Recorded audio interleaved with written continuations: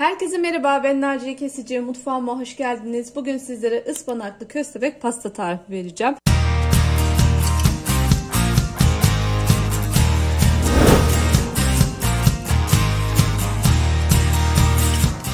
İlk başta ıspanağımı hazırlıyorum. 5 kök ıspanağın yapraklarını ben önceden şöyle hazırlayıp yıkamıştım. Sadece yaprak kısımlarını kullanıyorum. Şimdi robota koyuyorum şöyle yaprakları.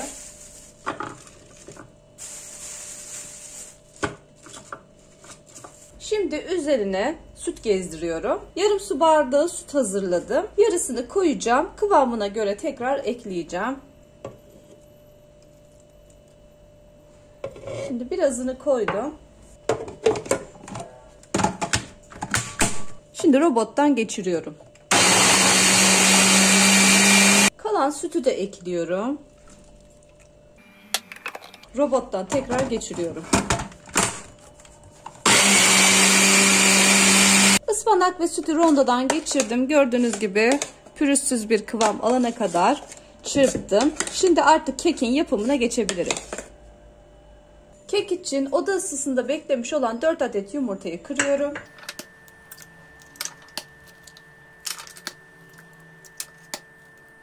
Bir su bardağı toz şeker ilave ediyorum. Ve mikserle iyice çırpıyorum. Yumurta ve şekeri iyice çırptım. Bakın köpük köpük oldu. Şimdi bir su bardağı ayçiçek yağı, bir su bardağı hazırlamış olduğum ıspanak püresini ekliyorum. Şimdi tekrar mikserle çırpıyorum.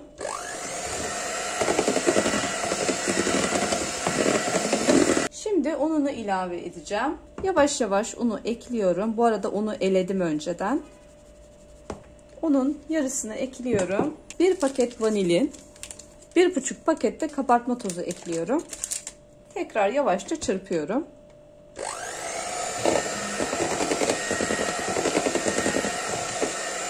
Kalanını da yavaşça ekliyorum.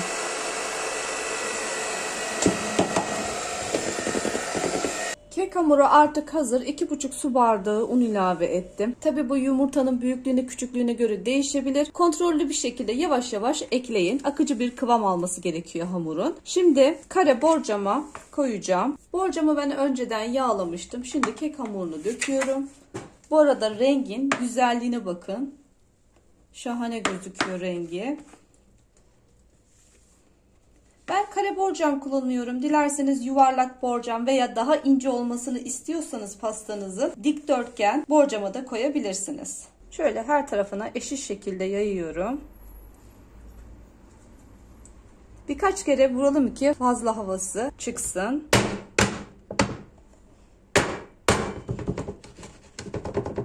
Kekim pişmeye hazır. Isıtılmış 180 derece fırında fansız ayarda pişiriyorum. Şimdi pastamın kremasını hazırlayacağım. Bunun için tencereye 5 yemek kaşığı un ilave ettim. 6 yemek kaşığı da toz şeker ekliyorum.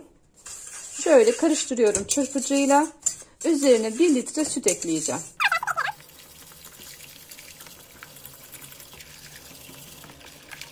Altını da açıyorum. Orta ateşte koyulaşana kadar pişiriyorum.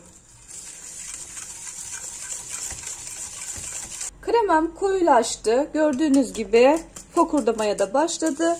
Şimdi 1 yemek kaşığı tereyağı, 1 paket vanilin ekliyorum. Hızlıca karıştırıyorum. Tereyağı erisin.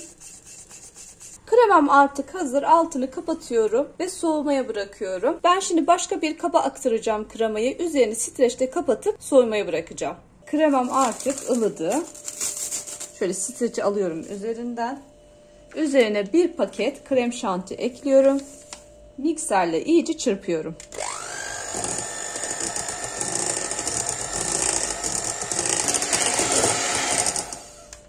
Kremam artık hazır. Kıvamı da şu şekilde. Çok güzel oldu kıvamı. Şimdi bir kenarda bekletiyorum. Keki 25 dakika üzerini çok kızartmadan pişirdim ve soğumaya bıraktım. Şimdi şöyle bıçakla şu şekilde kesip içine alacağım. Yumuşacık oldu keki. Şöyle kaşıkla içine alıyorum. Bakın çok güzel bir şekilde pişmiş. Rengi de çok güzel. Bir tabağa alıyorum.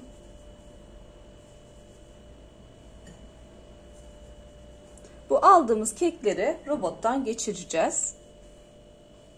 Kekin içini oyduktan sonra şimdi kremamızın yarısını ekliyorum.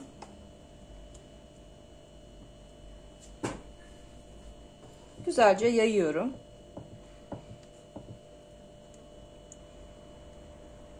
Kremayı yaydıktan sonra şimdi üzerine muzları dizeceğim. Dilimlenmiş muzları şöyle sıra sıra diziyorum. Dilerseniz çilek de kullanabilirsiniz ya da hiç meyve kullanmadan da yapabilirsiniz. Muzları dizdikten sonra ben biraz damla çikolata ekleyeceğim. Mecburi değil. Şimdi kalan kremayı döküyorum. Güzelce yayıyorum. Kremayı güzelce yaydım. Şimdi robottan geçirmiş olduğum keki üzerine koyacağım. Her tarafına yayıyorum. Pastam artık hazır. Vaktiniz varsa bir gece, yoksa da buzdolabında yaklaşık 4-5 saat kadar iyice soğuması için bekletin. Ben şimdi üzerini streçle kapatacağım ve iyice soğuması için dolapta bekleteceğim. Pastayı dolapta dinlendirdikten sonra şimdi dilimleyip servise hazırlıyorum.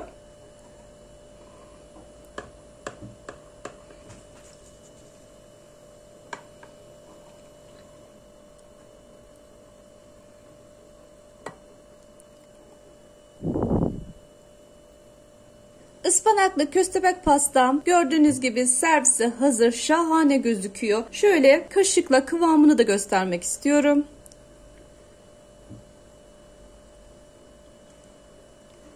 Kreması, keki şahane oluyor. Mutlaka deneyin. Denerseniz yorumlarınızı bekliyorum. Yeni ve farklı tariflerle görüşmek üzere. Hoşça kalın.